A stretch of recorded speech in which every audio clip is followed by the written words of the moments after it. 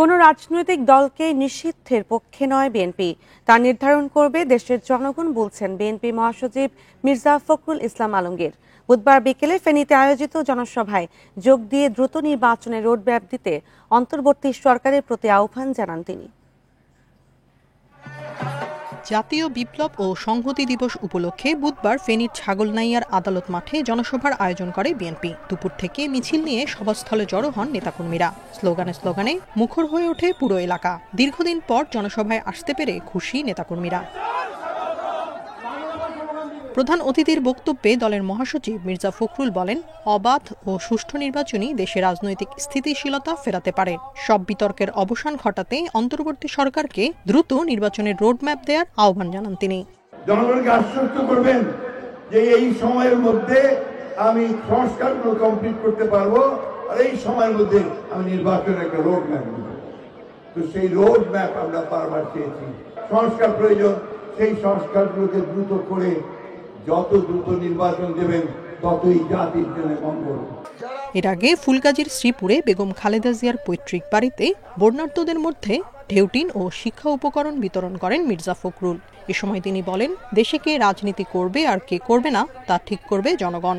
কে নির্বাচন করবে, কে নির্বাচন কে রাজনীতি করবে, রাজনীতি করবে না, সেটা তো নির্ধারণ করবে জনগণ। আমি একটা রাজনৈতিক দল হিসেবে তো সে নির্ধারণ করতে পারি না। সুতরাং এখানে কোনো ভুল বুঝাবুঝির অবকাশ নাই। আমরা কখনোই কাউকে কোনো দলকে নির্বাচন করতে দিতে বাধা করিনি। দীর্ঘ 17 বছর পর ফেনীতে জনসভার আয়োজন করে বিএনপি। এতে বিএনপির কেন্দ্রীয় ও স্থানীয় নেতারা বক্তব্য রাখেন। Independent news. জুলাই গণহত্যা ও মানবতা বিরোধী অপরাধে অভিযুক্ত সাবেক সেনা কর্মকর্তা জিয়া এবং আইজিপি মামুন সহ 7 পুলিশ কর্মকর্তাকে শুনানি শেষে কারাগারে পাঠিয়েছে আন্তর্জাতিক অপরাধ ট্রাইব্যুনাল।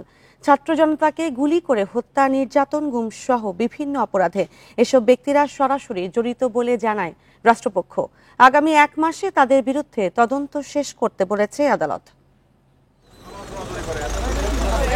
বুধবার সকাল 10টা থেকে 10:30টার মধ্যে 2 প্রিজন ভ্যানে করে আন্তর্জাতিক অপরাধ ট্রাইব্যুনালে আনা হয় 8 কর্মকর্তাকে।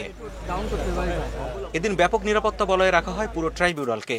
এর মধ্যে একে একে প্রিজন ভ্যান থেকে নামানো হয় সাবেক আইজিপি আব্দুল্লাহ আল মামুন, সাবেক সেনা কর্মকর্তা জিয়াউল আহসান, মিরপুর জোনের সাবেক ডিসি জসিমউদ্দিন, যাত্রাবাড়ির ওসি, গুলশানের সাবেক ওসি মাঝহার সহ আসামিদের। আদালতে তাদের প্রত্যেকের বিরুদ্ধে জুলাই গণহত্যায় জড়িত থাকার অভিযোগের তদন্ত আলাদাভাবে তুলে ধরেন চিফ প্রসিকিউটর।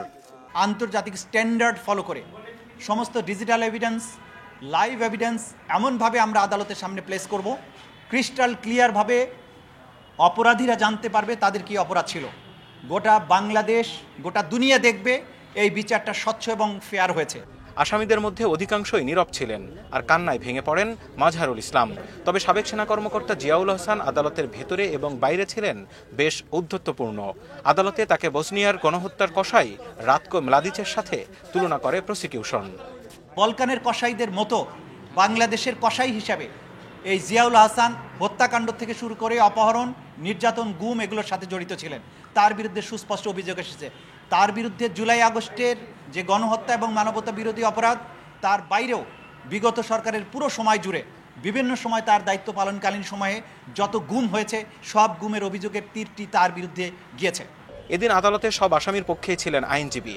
তবে আইনজীবী নিয়োগের সব আনুষ্ঠানিকতা শেষ না হওয়ায় তারা বক্তব্য উপস্থাপন করতে পারেননি। পরে এই বিচার নিয়ে প্রশ্ন তোলেন জিয়ার বোন। উনি যেখানে কর্মরত ছিলেন এনটিএমসি, ন্যাশনাল টেলিমনিটরিং কমিউনিকেশনের যেখানে ওটা একটা টেকনিক্যাল অফিস। ওই অফিসে কোনো আর্মস ফোর্স নেই, ওই অফিসে কোনো কিছুই নেই। হ্যাঁ, আয়নাঘর নেই, ওই অফিসে কোনো আয়নাঘর নেই এবং উনি কখনো ডিজিএফআইতে চাকরি করেননি। আসামিদের বিরুদ্ধে তদন্ত কার্যক্রম শেষ না হওয়ায় আরও 1 মাসের সময় দিয়েছে আদালত। 19 ডিসেম্বর তদন্ত প্রতিবেদন সহ আসামিদের আবারও ট্রাইব্যুনালে হাজির করতে নির্দেশ দিয়েছে আদালত। Zahidul Bashar, Independent news, Dhaka. মনোনয়ন বাণিজ্য বন্ধ করতে আনুপাতিক পদ্ধতিতে সংসদ নির্বাচন আয়োজনের পরামর্শ দিয়েছেন সাবেক সিইসি বিচারপতি আব্দুর রউফ। তবে এখনই যুক্তরাষ্ট্রের পদ্ধতিতে সরকার কাঠামো সংস্কারের প্রয়োজন নেই বলে মনে করেন তিনি। বুধবার বিকেলে ইসি সচিবালয়ে নির্বাচন ব্যবস্থা সংস্কার কমিশনের সাথে বৈঠকে তিনি এসব পরামর্শ দেন। নির্বাচন ব্যবস্থায় আস্থা ফেরাতে কাজ করছে অন্তর্বর্তী সরকার গঠিত সংস্কার কমিশন। এজন্য নানা পক্ষের সুপারিশও নিচ্ছে তারা। এরই অংশ হিসেবে বুধবার বিকেলে সাবেক সিইসি বিচারপতি আব্দুর রউফের সঙ্গে আলোচনা করে সংস্কার কমিশন। বিচারপতি আব্দুর রউফের সুপারিশ, আনুপাতিক পদ্ধতিতে জাতীয় নির্বাচন হওয়া উচিত, এতে দলগুলোর মনোনয়ন বাণিজ্যও বন্ধ হবে। নির্বাচনটাকে যতটা সরলীকরণ করা যায় এবং নমিনেশন প্রথা যদি বন্ধ করা না যায় তাহলে কোনো সুষ্ঠু নির্বাচন করা সম্ভব হবে না। আনুপাতিক হারে নির্বাচন করেন, যারা নাকি দেশের মালিক সাধারণ মানুষ তাদেরকে দিয়ে তৃণমূল পর্যায়ে ভোটটা চালান।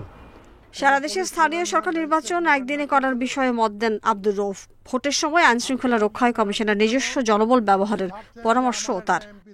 500 বেশি লোক ভোট কোনো কেন্দ্রে দেবেন না এবং এখানে ভোটার ক্লাব 500 লোকের ভোটার ক্লাব থাকবে, 11 জন একটা এক্সিকিউটিভ কমিটি থাকবে, 5 জন মহিলা 6 জন পুরুষ, তারা ভোটটা চালাবে। ছাত্র জনতা শিক্ষিত যারা আছে তারা ভলান্টিয়ার হিসাবে কাজ করবে। এর আগে দুপুরে ইসি সচিবালয়ের কর্মকর্তাদের সাথে বৈঠক করে সংস্কার কমিশন। পরে কমিশন প্রধান বদিউল আলম মজুমদার বলেন, ইসির যে অগাধ ক্ষমতা তার পুরো ব্যবহার না হওয়াই সবচেয়ে বড় সমস্যা। নির্বাচন কমিশনের অন্তর্নিহিত ক্ষমতা আছে, ইনহেরেন্ট পাওয়ার, এবং সুষ্ঠু নিরপেক্ষ নির্বাচনের খাতিরে তারা বিধিবিধান, আইন ও বিধিবিধানের সাথে সংযোজন করতে পারে। Add to the statutory rules অগাধ ক্ষমতা দেওয়া হয়েছে। তো এই ক্ষমতার প্রয়োগটা হলো একটা সমস্যা ছিল, এই প্রয়োগের সমস্যাটা দূরীভূত করতে হবে। নির্বাচন আয়োজনে আইনশৃঙ্খলা বাহিনী ও মাঠ প্রশাসনকে আরও কিভাবে কাজে লাগানো যায় সে বিষয়েও চিন্তা করছে সংস্কার commission. Mahmuda Moumita, independent news, Dhaka. সাবেক প্রধানমন্ত্রী শেখ হাসিনা সংবাদ সম্মেলনে সাংবাদিকেরা কি বলেছেন তা পর্যালোচনা করা হচ্ছে, একথা জানিয়েছে প্রধান উপদেষ্টার প্রেস সচিব শফিকুল আলম। বুধবার রাজধানীতে এক আলোচনা সভায় তিনি আরও জানান, বিগত 3টি নির্বাচনকে যেসব গণমাধ্যম বৈধতা দিয়েছে তাদের চিহ্নিত করা হবে। শফিকুল আলম আরও বলেন, আওয়ামী লীগের আমলে সাংবাদিকদের ভূমিকা কেমন ছিল তা বের করতে গবেষণা প্রয়োজন। আর অভিযোগ, ফ্যাসিবাদ প্রতিষ্ঠায় অসংখ্য সাংবাদিক কাজ করছেন, তবে অনেকে সাহসী ভূমিকার কারণে আওয়ামী লীগ সরকারের নির্যাতনের শিকারও হয়েছেন। প্রেস সচিব জানান, গুম, বিচার বহির্ভূত হত্যা নিয়ে কেমন সাংবাদিকতা হয়েছে তা খতিয়ে দেখা হবে। এছাড়া ছাত্র আন্দোলনে অংশ নেওয়া শিক্ষার্থীদের কোনো কোনো গণমাধ্যমে সন্ত্রাসী আখ্যা দেওয়া হয়েছে তা দ্রুতই খুঁজে বের করা হবে। 1 জুলাই থেকে 5 আগস্ট পর্যন্ত যে জার্নালিজমটা হয়েছে, অনেকে যারা করেছেন, বা টিভিতে যেভাবে আমাদের স্টুডেন্টদেরকে, হিরোদেরকে তারা সন্ত্রাসী বলেছে, মিসক্রিয়েন্ট বলেছে, সেগুলো জানা উচিত। এবং আমরা তাদেরকে ইনভাইট করবো, আসেন আপনার জার্নালিজমটা, আপনার এটা এসে এটা একটু ইনভেস্টিগেট করেন কি ধরনের জার্নালিজম হয়েছে। আজ সারা দেশে পালিত হচ্ছে সশস্ত্র বাহিনী দিবস। দিবসটি উপলক্ষে রাষ্ট্রপতি মোহাম্মদ শাহাবুদ্দিন এবং প্রধান উপদেষ্টা ডক্টর মোহাম্মদ ইউনূস পৃথক বাণী দিয়েছেন। দিবসটির কর্মসূচি শুরু হয় সেনা, নৌ ও বিমান বাহিনী ঘাঁটির মসজিদগুলোতে। দেশের কল্যাণ ও সমৃদ্ধি সহ স্বাধীনতা যুদ্ধে আত্ম উৎসর্গকারী সশস্ত্র বাহিনীর শহীদদের রুহের মাগফিরাত কামনার মধ্য দিয়ে সকালে রাষ্ট্রপতি ও প্রধান উপদেষ্টা ঢাকা সেনানিবাসে শিক্ষা অনির্বাণে পুষ্পস্তবক অর্পণ করবেন। এরপর সেনা, নৌ ও বিমান বাহিনী প্রধান নিজ নিজ বাহিনীর পক্ষ থেকে পুষ্পস্তবক অর্পণ করবেন। দিবসটি উপলক্ষে প্রধান উপদেষ্টা ঢাকা সেনানিবাসে আর্মি মাল্টিপারপাস কমপ্লেক্সে নির্বাচিত খেতাবপ্রাপ্ত বীর মুক্তিযোদ্ধা ও উত্তরাধিকারীদের সংবর্ধনা প্রদান করবেন।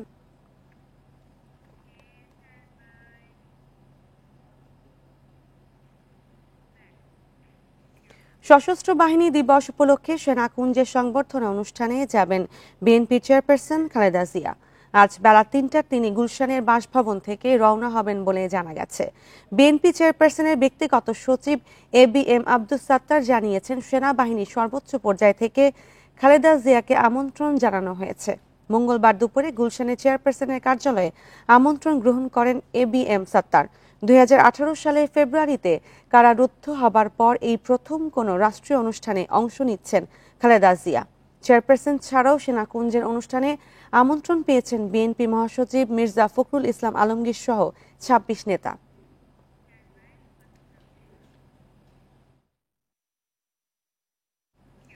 পুলিশের নতুন আইজি হলেন বাহারুল আলম।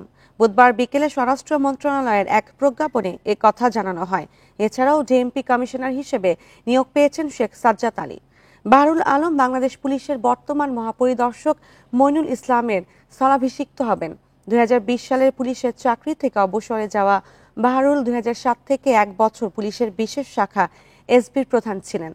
2009 থেকে 2013 সাল পর্যন্ত জাতিসংঘ সদর দপ্তরের শান্তিরক্ষা বিভাগের পুলিশ লিয়াজো অফিসার ছিলেন তিনি। 2015 সালে আফগানিস্তানে জাতিসংঘ মিশনে সিনিয়র পুলিশ অ্যাডভাইজারের দায়িত্ব পালন করেছেন। এছাড়া ঢাকা মহানগর পুলিশের নতুন কমিশনার হিসেবে শেখ সাজ্জাদ আলীকে নিয়োগ দেওয়া হয়েছে। আওয়ামী লীগ সরকারের বাতিল করা 5ম শ্রেণীর বৃত্তি পরীক্ষা 2026 সাল থেকে আবারও শুরু হচ্ছে। আর চলতি বছর থেকে বার্ষিক পরীক্ষা নেওয়া হবে প্রাথমিক পর্যায়ে। আগামী 2 ডিসেম্বর থেকে পরীক্ষা নিতে প্রস্তুত স্কুলগুলো।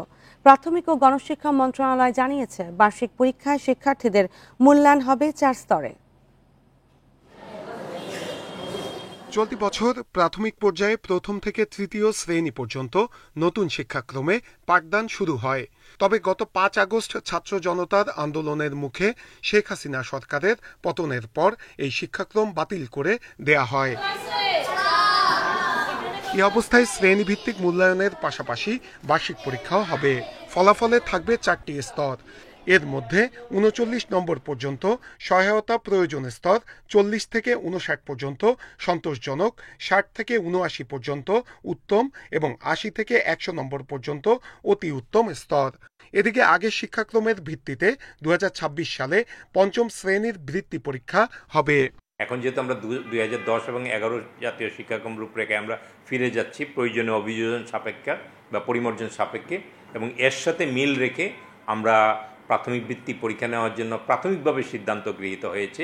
বাট এটি এই বছর আমরা কার্যকর করব না, কারণ আমাদের ক্লাস 4 এবং 5-এর পাণ্ডুলিপি আরও পরিমার্জন হবে। শিক্ষকরা জানিয়েছেন, এরই মধ্যে বার্ষিক পরীক্ষার প্রস্তুতি নেওয়া হয়েছে, সিলেবাসও শেষ পর্যায়ে। এই বিষয়ে আমাদের নির্দেশনা অলরেডি চলে এসেছে, আর 2 তারিখ থেকে এটার এক্সামটা শুরু হবে। সেকেন্ড টার্ম থেকেই মোটামুটি এটা নিয়ে আমরা প্রস্তুত ছিলাম। বিগত সরকারের মতো বারবার সিদ্ধান্ত পরিবর্তন না করে যথাযথ গবেষণার তাগিদ দিচ্ছেন শিক্ষা গবেষকরা। কম্পিটেন্সিগুলো তারা অ্যাচিভ করার কথা সেগুলো তারা অর্জন করছে না অধিকাংশ ক্ষেত্রেই, এবং এটা যেমন সংখ্যার দিক থেকে ঠিক তেমনিভাবে স্টুডেন্ট যদি আপনি ধরেন গ্রাম শহর বিভিন্ন সাবজেক্ট বিভিন্ন ক্ষেত্রে এগুলো কিন্তু এক ধরনের গ্যাপ রয়ে গেছে। তো এখন এই গ্যাপটা ফুলফিল করাটা হলো আপনার মূল টার্গেট। এদিকে 2026 সালের জন্য প্রাথমিকের শিক্ষাক্রমে পরিবর্তন আনার কাজ শিগগির শুরু হবে বলেও জানিয়েছে মন্ত্রণালয়। নূরে আলম, ইন্ডিপেন্ডেন্ট নিউজ, ঢাকা। রাজধানীর রায়ের বাজারে বন্ধ থাকা মুক্তি সিনেমা হলে অভিযান চালিয়ে 4000-এর বেশি নকল বই জব্দ করেছে পুলিশ, যার আনুমানিক বাজার মূল্য 10 কোটি টাকা। এসব বইয়ের মধ্যে আছে জনপ্রিয় কথা সাহিত্যিক হুমায়ুন আহমেদ সফা সহ নামি দামি লেখকের বই। বুধবার রাতে এই অভিযান চালানো হয়। পুলিশ বলছে, অভিযুক্ত ছাপাখানার মালিকের বিরুদ্ধে কপিরাইট আইনে মামলা হবে। রাজধানীর রায়েরবাজারের মুক্তি সিনেমা হল দীর্ঘদিন ধরে সিনেমা প্রদর্শন বন্ধ। এই সুযোগে সিনেমা হলের ভেতরে মূল প্রকাশক, লেখক ও পরিবেশকের অনুমতি ছাড়াই বই ছাপিয়ে তা বিক্রি করছেন মানিক নামের এক ব্যক্তি। প্রকাশকদের তথ্যের ভিত্তিতে ছাপাখানায় অভিযান চালায় পুলিশ। এ সময় হুমায়ুন আহমেদ ছাপা সহ বিখ্যাত লেখকদের জনপ্রিয় বই ছাপানো নকল বই পাওয়া যায়। একাদশ ও দ্বাদশ শ্রেণীর পাঠ্য বইও মিলে। প্রকাশকরা বলছেন, নিম্নমানের কাগজে ছাপিয়ে বা ফটোকপি করে অবিকৃত প্রচ্ছদে বিক্রি হচ্ছে সব বই। এ বিষয়ে পাঠকদের আপত্তি না থাকলেও ব্যবসায়িকভাবে ক্ষতিগ্রস্ত হচ্ছেন প্রকাশকরা। এখানে মিনিমাম 200 প্রকাশনী, হেন কোনো প্রকাশনী নাই, হেন কোনো জনপ্রিয় বই নাই যা সে নকল করে না। সরকারি বই থেকে শুরু করে ক্লাস 6, 7, 8 বই থেকে শুরু করে যে নকল করে তার নাম হচ্ছে মানিক। ট্যাক্স পেয়ার অর্থাৎ ট্যাক্স দিয়ে সরকারিভাবে আমরা সব কিছু করে আসছি। আমরা কোনো ধরনের প্রফিট করতে পারি না। আমরা রাস্তায় হাঁটি, আমাদের চোখের সামনে দোকানদাররা ডুপ্লিকেট বই মানে পাইরেসি বই সেল করে আমরা তাকায় থাকা ছাড়া আমাদের কোনো উপায় থাকে না। পুলিশ বলছে, অভিযুক্ত মানিকের বিরুদ্ধে কপিরাইট আইনে মামলা হবে। অভিযানে 4টি প্রকাশনীর 1000-এরও বেশি বই জব্দ করা হয়েছে। কারখানার যে মালিক যে আপনাগুলো তৈরি করতেছে, সে যদি বৈধ কাগজপত্র দেখাইতে পারে যে না সরকারি তার অনুমোদন দিচ্ছে বা এত কপি তার অথবা সাপ্লাই দেওয়ার জন্য বলছে, বৈধ কাগজপত্র দেখাতে পারে দ্যাটস এনাফ। আর যদি আপনার বৈধ কাগজপত্র দেখাইতে না পারে, আমি কিছু স্যাম্পল স্বরূপ নিয়ে যাচ্ছি সরকারি বই, তো যদি এটা যদি বৈধ কোনো কাগজপত্র দেখাইতে না পারে তাহলে আমরা তো সব জব্দ করবো। প্রকাশকদের দাবি, লেখককে সম্মানী দিয়ে পাণ্ডুলিপি কেনার পর হাজার হাজার টাকা বিনিয়োগ করেও খরচ উঠাতে পারছেন না তারা। এর প্রধান কারণ, নকল বই পাওয়া যায় কম দামে। আল আমিন হোসেন, ইন্ডিপেন্ডেন্ট নিউজ, ঢাকা। ঢাকার ধামরাইয়ে বাস ট্রাক সংঘর্ষে 4 পোশাক শ্রমিক নিহত হয়েছেন, আহত হয়েছেন আরও 14 জন। বুধবার রাত 9টার দিকে উপজেলার খণ্ডরতায় এই দুর্ঘটনা ঘটে। পুলিশ ও স্থানীয়রা জানান, গ্রাফিক্স টেক্সটাইলের শ্রমিকবাহী একটি বাস বালিয়া এলাকায় যাচ্ছিল। বাসটি খান্ডরতা এলাকায় পৌঁছালে বিপরীত দিক থেকে আসা একটি ইট বোঝাই ট্রাকের সঙ্গে সংঘর্ষ হয়। এতে ঘটনাস্থলেই 3 নারী শ্রমিকের মৃত্যু হয়। আহত 15 জনকে স্থানীয় বিভিন্ন হাসপাতালে ভর্তি করা হয়। পরে কালামপুর পপুলার হাসপাতালে মারা যায় আরেক শ্রমিক। পুলিশ খবর পেয়ে ঘটনাস্থল থেকে মরদেহগুলো উদ্ধার করে।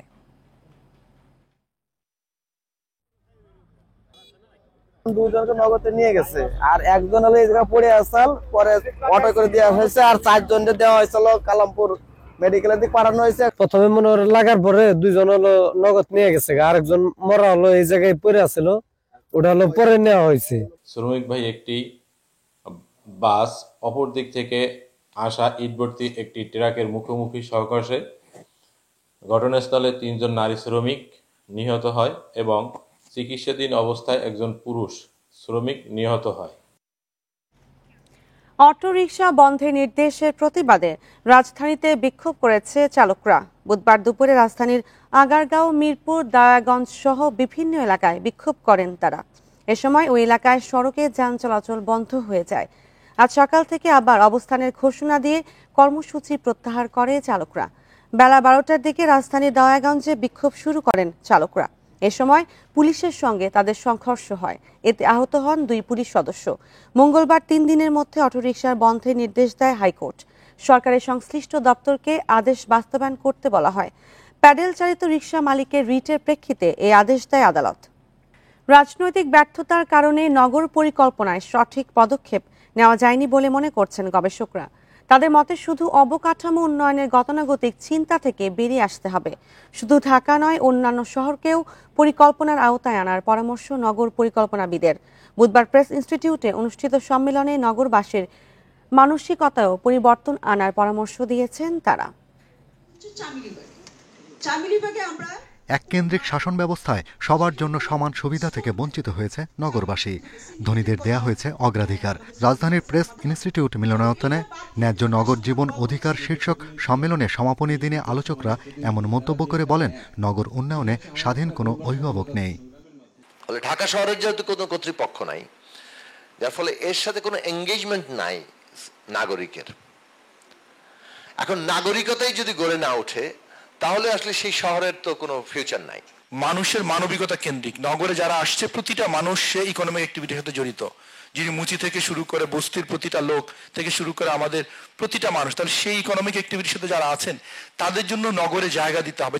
ডক্টর সলিমুল্লাহ খান বলেন, নগর উন্নয়নে সব পেশার অংশীজনদের মতামত নিয়েই করতে হবে পরিকল্পনা। রাষ্ট্রীয় কাঠামো আমলাতন্ত্রের জালে বন্দী, তাই নগর পরিকল্পনায় রাজনৈতিক সংগঠন ও নেতাকর্মীদের সদিচ্ছা গুরুত্বপূর্ণ। এই জন্য নগর পরিকল্পনার বিষয়টি নগর পরিকল্পনাবিদদের নিয়ন্ত্রণে নাই, এটা রাজনীতির নিয়ন্ত্রণে। এই কারণে আমাদের এখানে গোটা বড় বড় আবাসিক এলাকা গড়ে উঠেছে। দেখেন, বনানী নয়, গুলশান নয়, বাড়িধারা নয়, সব জায়গাতে কোথাও একটা পাবলিক লাইব্রেরির শাখা পাবেন না। জনগণের একত্রিত হওয়ার কোনো জায়গা নেই। তত্ত্বাবধায়ক সরকারের সাবেক উপদেষ্টা হুসাইন জিল্লুর রহমান জানান, নগরে সুস্থ পরিবেশের জন্য সুষ্ঠু নগর পরিবহন ব্যবস্থা জরুরি। পাশাপাশি নগরবাসীর মানসিকতাও পরিবর্তন আনতে হবে। এই মধ্যবিত্ত বিলাসিতার লেন্স দিয়ে দেখলে এটা কাগজে জীবনের ঊর্ধ্বে উঠতে পারবে না। যাপিত জীবনকে কেন্দ্রবিন্দুতে আনতে হবে সমাধানগুলো যদি খুঁজতে চাই। নগর জীবন ও বাসযোগ্য শহর গড়তে 7 দফা প্রস্তাবনা দিয়ে শেষ হয় এ সম্মেলন। Shahriar Anirban, independent news, Dhaka. সীমিত ওষুধ দিয়েই চলছে রাজশাহী সিটি কর্পোরেশনের মশা নিধন কার্যক্রম। প্রতি বছর 1000 লিটার কীটনাশক প্রয়োজন হলেও এই বছর বরাদ্দ পেয়েছে 500 লিটার, যার মধ্যে বর্তমানে মজুদ আছে 100 লিটার। একদিনে মশার উপদ্রবে অতিষ্ঠ নগরবাসী, অন্যদিকে বাড়ছে ডেঙ্গু আক্রান্তের সংখ্যা। সিটি কর্পোরেশন বলছে নতুন ওষুধ কেনার প্রক্রিয়া শুরু হয়েছে। রাজশাহী জুড়ে যখন চোখ রাঙাচ্ছে ডেঙ্গুর ভয়াবহতা, তখন নগরীর পয়ঃনিষ্কাশন নালাগুলো যেন পরিণত হয়েছে মশা উৎপাদনের কারখানায়। সিটি কর্পোরেশন বলছে প্রতি বছর মশা মারতে খরচ হয় প্রায় কোটি টাকা। তবে মশা নিধনে কর্তৃপক্ষের ভূমিকা নিয়ে রয়েছে নগরবাসীর অভিযোগ।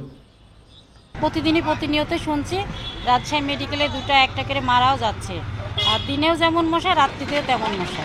থাকাই যায় না মশার অত্যাচারে, দিনের বেলাতেও বাচ্চারা টিকতে পারছে না এবং তারা পড়াশোনায় মনোনিবেশ করছে না। আমাদের সীমিত যে সম্পদ আছে সেটা সর্বোচ্চ ব্যবহার করার আমরা চেষ্টা করি এবং সেভাবেই কিন্তু আমরা এই ডিম ধ্বংসের মাধ্যমেই বা লার্ভিসাইড নিয়ন্ত্রণ করেই আমরা কিন্তু মশা নিয়ন্ত্রণের চেষ্টা করি। স্থানীয়দের অভিযোগ, সিটি কর্পোরেশনের উদাসীনতায় বাড়ছে ডেঙ্গুর প্রকোপ। বিভিন্ন ব্লকে মিলছে এডিসের লার্ভা। গত বছরের তুলনায় ডেঙ্গু রোগীও বেড়েছে বলছে স্বাস্থ্য অধিদপ্তর।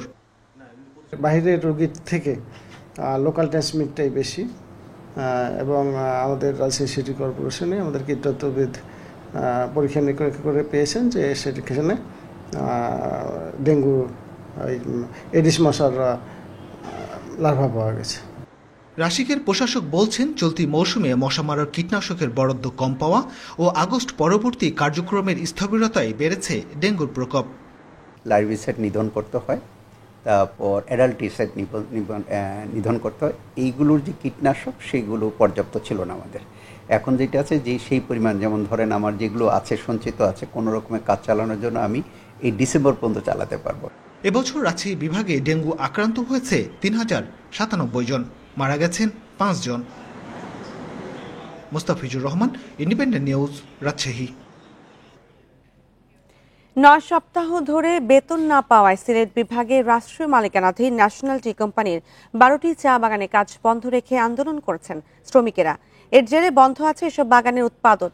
ব্যাংক ঋণ জটিলতায় বেতন ভাতা পরিশোধে কিছুটা সমস্যা হচ্ছে জানিয়ে কর্তৃপক্ষ বলছে দ্রুত সমাধানের লক্ষ্যে কাজ চলছে। রাষ্ট্রীয় মালিকানাধীন ন্যাশনাল টি কোম্পানি ফাঁড়ির বাগান সহ 16টি চা বাগান রয়েছে। এর মধ্যে সিলেট বিভাগেই বাগান 12টি। এসব বাগানে কর্মরত 15,000 শ্রমিক 2 মাসের বেশি সময় ধরে মজুরি পাচ্ছেন না। মজুরি না পেয়ে 11 অক্টোবর থেকে কর্মবিরতি পালন করছেন শ্রমিকরা। তারা জানান, বকেয়া বেতন ছাড়াও প্রভিডেন্ট ফান্ডের টাকা জমা না হওয়া, চিকিৎসা সেবা না পাওয়া ও ঘরবাড়ির সংস্কার না হওয়ায় কর্মবিরতি পালন করছেন। আর আমাদের তার কোনো রুজি নাই, আর এই যে আমরা ঘরে বসে আছি, আমরা কোনোখানে কাম করতে যেতে পারছি না। তার বেতন আমরা না পাইয়া আমরা তো দিন এমনিতেই রয়েছি। আমরা কি না খাইয়া মরমু? আমরা তো খাওয়া লাগবো। বেতন 9 সপ্তাহ যাবত না খাইয়া না দেয়া রয়েছে, বাইরে কাজে যাওয়ারও কোনো সুযোগ নেই। আর হচ্ছে কি আমাদের ওই যে প্রভিডেন্ট ফান্ডের টাকা কোম্পানিরা ঠিকই কাটিয়ে নিয়েছে, কিন্তু ভবিষ্যৎ তহবিলে জমা করে নাই। কর্তৃপক্ষ বলছে কৃষি ব্যাংকের ঋণ জটিলতায় শ্রমিকদের বেতন ভাতা পরিশোধে সমস্যা হচ্ছে। তবে দ্রুত ঊর্ধ্বতন কর্তৃপক্ষের সঙ্গে আলোচনা করে সমস্যার সমাধানের চেষ্টা করা হচ্ছে। এমডি মহোদয় উনি সার্বক্ষণিক চেষ্টা করে যাচ্ছে যাতে করে এই সমস্যার সমাধান করতে পারেন, এবং আমাদের এর সাথে জিএম স্যার, ডিজিএম স্যার ওনারা চেষ্টা করতেছেন যত দ্রুত সম্ভব আমাদের এই সমস্যার যেন সমাধান হয়, এ ব্যাপারে ওনারা সচেষ্ট আছেন। এদিকে 1 মাসেরও বেশি সময় ধরে শ্রমিক আন্দোলনে উৎপাদন ব্যাহত হওয়ায় ব্যাপক লোকসানের মুখে পড়তে পারে national tea company. Independent news.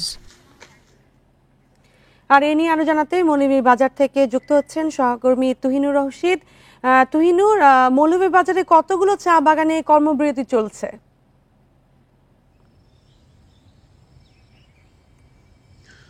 দেখুন, মৌলভীবাজারে আসলে ন্যাশনাল টি কোম্পানি এনটিসি যেটা আছে তাদের আসলে 7টি চা বাগান রয়েছে এবং ফাঁড়ি বাগান মিলিয়ে এখানে 11টি চা বাগান আছে।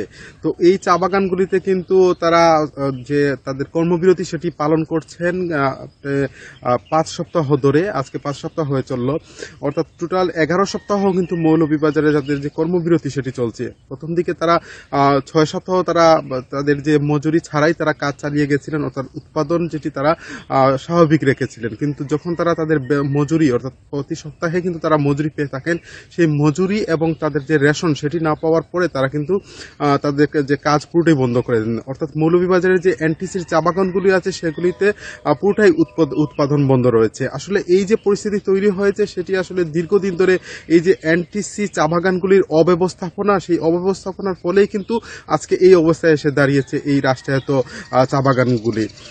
এই চা বাগানগুলি আসলে এই যে সংকট, এই বিষয় নিয়ে আমরা চা শ্রমিকদের সাথে কথা বলেছি। তারা বলছেন যে তাদের যে এই সমস্যাগুলি এটি আসলে তারা এই দীর্ঘদিন ধরে চলে আসছে এবং এই মুহূর্তে আসলে তাদের যে সমস্যাটি হচ্ছে তারা আসলে এখন যে তাদের যে দৈনন্দিন যে খাবার দাবার সেগুলিতে কিন্তু প্রভাব পড়েছে। কারণ আপনি জানেন চা শ্রমিকরা 170 টাকা মজুরি পেয়ে থাকেন, পাশাপাশি তাদের যে রেশন সুযোগ সুবিধা থাকে সেইটা নিয়ে কিন্তু তাদের যে সংসার সেগুলি চলে। কিন্তু এই মুহূর্তে আসলে এই চা বাগানগুলির অবস্থা খুবই করুণ। এখানে তাদের কাজ নেই, তাদের মজুরি নেই, তাদের রেশন নেই, তাদের অন্যান্য যে সুযোগ সুবিধা সেই সুযোগ সুবিধাটুকু তারা পাচ্ছে না, যার ফলে তারা কিন্তু এখন তাদের যে বাগান কেন্দ্রিক যে আন্দোলন সেটি তারা চালিয়ে যাচ্ছেন। এবং চা শ্রমিকরা তারা যেটি বলছেন যে তাদের যে এই সমস্যাগুলি সমাধান না হলে কিন্তু তারা বৃহৎ আন্দোলনের কিন্তু যাওয়ার হুঁশিয়ারি দিয়েছেন, এমনটাই কিন্তু আমরা দেখেছি। আর এই বিষয়টি নিয়ে আসলে আমি কথা বলেছি এখানকার যে শ্রম অধিদপ্তর অর্থাৎ মালিক এবং শ্রমিক পক্ষের সাথে, যেখানে শ্রম দপ্তরের কাজ করে থাকেন সেই শ্রীমঙ্গল অফিসের যিনি মোহাম্মদ নাহিদুল ইসলামের সাথে আমি কথা বলেছি। তিনি আমাকে যেটি জানিয়েছেন যে আসলে এই চা বাগানগুলি অর্থাৎ রাষ্ট্রীয় মালিকানাধীন চা বাগান, সেখানে 51% হচ্ছে সরকার রাষ্ট্র মালিকানাধীন, বাদ বাকি হচ্ছে বেসরকারি, অর্থাৎ বেসরকারি এবং রাষ্ট্র মিলেই কিন্তু এই 12টি চা বাগানের মালিকানা রয়েছে। তো এখানে আসলে তিনি যেটি আমাকে জানিয়েছেন যে আসলে দীর্ঘদিন ধরে লোকসান চলতে অর্থাৎ 2019 সালের পর থেকে এখানে বাগানগুলিতে লোকসান চলে আসছিল এবং এই লোকসানের ফলেই কিন্তু এখন এই মুহূর্তে আসলে যে ব্যাংক জটিলতা অর্থাৎ কৃষি ব্যাংকের সাথে আসলে এই যে পরিচালনা পর্ষদ তাদের যে তারা ঋণ নিয়ে কিন্তু এই বাগানগুলি চালিয়ে থাকেন। এই 400 কোটি টাকার মতো এখানে ঋণ দাঁড়িয়েছে এই এনটিসি বাগান কৃষি ব্যাংকের কাছে, যার ফলে কিন্তু তারা এখন নতুন করে কৃষি ব্যাংক ঋণ দিচ্ছে না এবং ঋণ না দেওয়ার ফলেই কিন্তু এখন এই বাগানগুলিতে এই জটিলতা তৈরি হয়েছে। এই মুহূর্তে আসলে যে নতুন পরিচালনা পর্ষদ এসেছে এনটিসি, সেই পরিচালনা পর্ষদ তারা চেষ্টা চালিয়ে যাচ্ছেন যে এই সংকট উত্তরণের জন্য। কবে সংকট উত্তরণ হবে সেই বিষয়টি কিন্তু এখন পর্যন্ত নিশ্চিত করে কেউ জানাতে পারেননি। এই ছিল আসলে আমার কাছে মৌলভীবাজার থেকে এনটিসি চা বাগানের শ্রমিক ধর্মঘটের সর্বশেষ খবর। মৌলভীবাজার থেকে যুক্ত হয়েছিলেন সহকর্মী তুহিনুর রশিদ। ডলার সংকট, এলসি জটিলতা আর উচ্চ শুল্ক হারের কারণে চট্টগ্রাম বন্দর দিয়ে খেজুরের আমদানি গেল বছরের তুলনায় নেমে এসেছে অর্ধেকে। এতে আগামী রমজানে ঘাটতি হতে পারে বলছেন আমদানিকারকেরা, তবে এখনো পর্যন্ত সময় থাকায় শঙ্কা দেখছেন না কর্তৃপক্ষ। এই অর্থ বছরের নভেম্বরের তৃতীয় সপ্তাহ পর্যন্ত চট্টগ্রাম বন্দর দিয়ে 23,639 টন খেজুর আমদানির অনুমতি চেয়েছেন আমদানিকারকেরা। এই তথ্য বন্দরের উদ্ভিদ সঙ্গ নিরোধ কেন্দ্রের। এরই মধ্যে আমদানি হয়েছে 2,837 টন। গত বছর একই সময়ে আনা হয়েছিল 4,500 টনের বেশি খেজুর। আমদানিকারকরা বলছে আগে প্রতি কন্টেইনার খেজুরে 2 থেকে 3 লাখ টাকা শুল্ক দিতে হতো, সেখানে 2023 সাল থেকে কেজি প্রতি $2.5 থেকে $4 পর্যন্ত শুল্ক গুনতে হচ্ছে। এতে প্রতি কন্টেইনারে শুল্ক বেড়ে দাঁড়িয়েছে 60 থেকে 70 লাখ টাকা। এই কারণে আগ্রহ হারিয়েছেন ব্যবসায়ীরা। গত বছর থেকে খেজুরের ডিউটি কিন্তু এমনভাবে বাড়ালো যেটা সাধারণের ক্ষমতার ভিতরে আসলে নাই। তো রমজানে যেহেতু মেন আইটেম খেজুর এবং এখন যেহেতু অন্তর্বর্তীকালীন সরকার আছে, তারাও হয়তো জনগণের ব্যাপারটা চিন্তা করবে। আমদানি করে নিয়ে আসলাম, আপনি আমার 150 টাকা কস্টিং হয়েছে, আপনি বলবেন যে সেটা 100 টাকা বিক্রি করেন, তাহলে ব্যবসায়ীরা কিছুতেই আমদানি করবে না, তাহলে সেটা এক ধরনের এফেক্ট করবে। এরই মধ্যে যতটা অনুমতি নেওয়া হয়েছে সেই পরিমাণ আমদানি হলে খেজুরের ঘাটতি থাকবে না বলছে উদ্ভিদ সঙ্গ নিরোধ কেন্দ্র। আমদানি অনুমতিপত্র যথাসাধ্য আমদানি অনুমতিপত্র দেওয়া আছে এবং সেই অনুসারে আমদানিকারকগণ আমদানি করতেছে। আমদানিকারকরা আশা করি সমস্ত খেজুর যদি আমদানি করে, তো আশা করি যে খেজুর পর্যাপ্ত পরিমাণে পাওয়া যাবে বাজারে। দেশে বছরে খেজুরের চাহিদা প্রায় 50,000 টন। এর মধ্যে সবচেয়ে বেশি চাহিদা থাকে রমজান মাসে। অনুপম শীল, ইন্ডিপেন্ডেন্ট নিউজ, চট্টগ্রাম। তারল্য সহায়তা পাওয়ার পরও দুর্বল ব্যাংকগুলোর সংকট কাটছে না। এখনো গ্রাহকের চাহিদা অনুযায়ী টাকা দিতে পারছে না এসব ব্যাংক। এতে ভোগান্তি বাড়ছে আমানতকারীদের। বিশ্লেষকরা বলছেন শুধু সহায়তা দিয়ে ব্যাংক খাতে আস্থা ফেরানো কঠিন। ব্যাংকগুলোতে শৃঙ্খলা ফিরিয়ে আনতে কেন্দ্রীয় ব্যাংকে আরও কঠোর পদক্ষেপ নেওয়ার তাগিদ তাদের। গেল এক বছর ধরে উচ্চ মূল্যস্ফীতি ও নির্বাচন কেন্দ্রিক অনিশ্চয়তায় ব্যাংক থেকে টাকা তোলার প্রবণতা বেড়ে যায়। আর জুলাই আগস্টে ছাত্র জনতার আন্দোলনের প্রভাবে ব্যাংক থেকে নগদ টাকা তোলার হিড়িক পড়ে। রাজনৈতিক পট পরিবর্তনের পর এস আলমের নিয়ন্ত্রণে থাকা 7টি ব্যাংকসহ বেশ কয়েকটি ব্যাংকের ব্যাপক দুর্নীতি ও অনিয়মের তথ্য বেরিয়ে আসে। ফলে আস্থার সংকটে পড়ে ব্যাংকগুলো। বেশ কিছু দুর্বল ব্যাংক সবল ব্যাংক থেকে তারল্য সহায়তা পেয়েও গ্রাহকের চাহিদা অনুযায়ী টাকা দিতে পারছে না। আমার টাকার দরকার 20,000, 40,000, 50,000, কিন্তু আমাকে মাত্র 5,000 টাকা দিতেছে এরা। কিছু ক্লায়েন্ট আছে তাদেরকে টাকা দিতে হয়, এখন তারা তো আমাকে প্রেশার ক্রিয়েট করে টাকার জন্য, আমি তো টাকা দিতে পারছি না কারণ আমার ব্যাংকে টাকা আটকে গেছে। বাংলাদেশ ব্যাংক বলছে গ্রাহকের আস্থা ফেরাতে সব ধরনের উদ্যোগ নেওয়া হয়েছে। ব্যাংকের আমানতকারীরা যাতে কোনোভাবেই ক্ষতিগ্রস্ত না হয় সে ব্যাপারে কাজ করছে তারা। প্রয়োজনে দুর্বল ব্যাংকগুলোকে আরও তারল্য সহায়তা দেওয়া হবে। আমরা আশা করতেছি অ্যাট এ টাইম 600-700 কোটি টাকার স্যাংশন পেয়ে যাব এবং বাংলাদেশ ব্যাংকে বলে এসেছি এগুলো অ্যাট এ টাইম যদি আমরা গ্যারান্টি পাই দেখা যাবে পরে আমাদের এই বাংলাদেশ ব্যাংকের মাধ্যমে নেওয়া সহায়তার প্রয়োজন নাও হতে পারে। টোটাল ব্যাংকিং সেক্টরে তারল্যের কোনো অসুবিধা নাই। 5 থেকে 6টা ব্যাংক তারল্যের সমস্যার ভুগছে। যাদের তারল্য সহায়তা দেওয়ার সামর্থ্য আছে তারা যেন যাদের তারল্য প্রয়োজন তাদেরকে সাহায্য করবার জন্য এগিয়ে আসে। বিশেষজ্ঞরা বলছে দেশের আর্থিক খাতে যে বিশাল সমস্যা তৈরি হয়েছে তা সামাল দেয়া বাংলাদেশ ব্যাংকের জন্য একটি বড় চ্যালেঞ্জ হয়ে দাঁড়িয়েছে। বাংলাদেশ ব্যাংক বলছিল যে তোমরা ইন্টার ব্যাংকের থেকে তোমরা বড় করে তোমাদের প্রবলেম তোমরা মিট আপ করো। তো সুতরাং আপনার এবং এই তারপরে যদি মিট আপ করতে না পারে তাহলে ডেফিনেটলি বাংলাদেশ ব্যাংকের শক্ত একটা অবস্থানে যাইতে হবে। বিশ্লেষকদের মতে আমানতকারীদের স্বার্থে সময় উপযোগী পদক্ষেপ নিতে হবে কেন্দ্রীয় ব্যাংকে। পাশাপাশি খেলাপি ঋণ আদায়ে জোর দিতে হবে ব্যাংকগুলোকে। Shafiul Alam Sujan, independent news, Dhaka.